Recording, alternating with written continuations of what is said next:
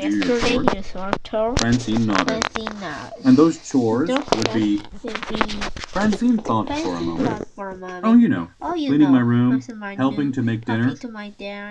Wow, I'm impressed.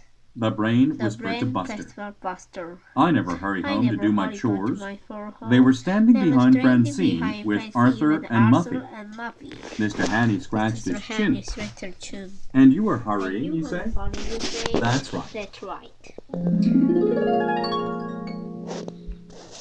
Francine could see herself riding along on her bike, whistling happily. All of a sudden, a big truck came up behind her. It was kind of like a garbage truck, but with a big claw on the back.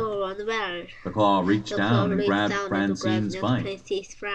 She just managed to jump off before the claw lifted the bike up and dropped it into the truck. Then the truck sped off, leaving Francine shaking her fist at it.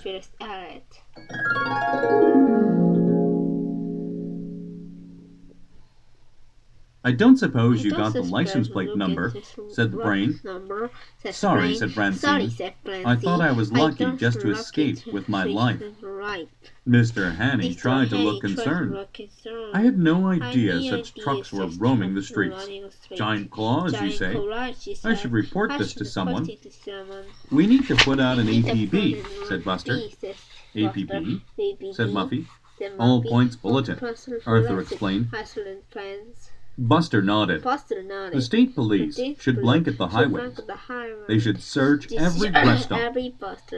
Listening to Buster, Francine found herself feeling more and more uncomfortable. Mr. Hanny? I know the day hasn't really started yet, but can I go home? I don't feel very well. You do look a little pale, said Mr. Hanny. We'll have the nurse check you out. If she agrees, who should I call to come get you? Francine thought for a moment. My mother, I think. Mr. Hanny nodded.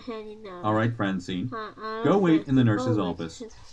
He looked at the others. The rest of you should get to class. A little while later, Mrs. Frensky arrived to get Francine. As they were leaving, the other kids watched from the classroom window. Did you think there was something fishy about Francine's story? Asked Arthur.